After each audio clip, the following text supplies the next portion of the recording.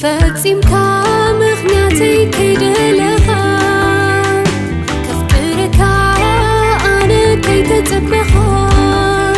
ብምሉእ ፍቕሪ ብዘይሓልፍ ፍቕሪ ዘላለም ናትካ ጌርካኒ ብምሉእ ፍቕሪ ብዘይሓልፍ ፍቕሪ ዘላለም ናትካ ጌርካኒ ታሪኸይ ለዝንክሓሉ ተዓዲለይ ለዝነየተሉ ማዕረ ክርስቶስ ባቦት ክፍቀር ክጸድቕ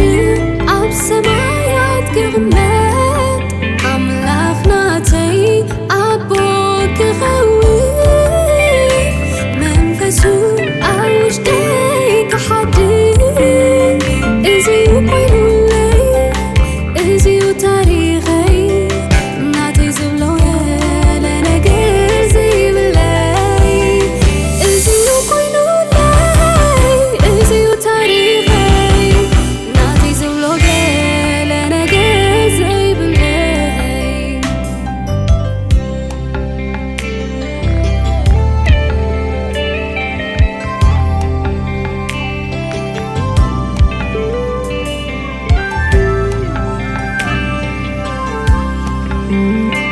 ለሓቂ ስኻ ምዃንካ ኣብዛ ምድሪ ከለኹ ክፈልጠካ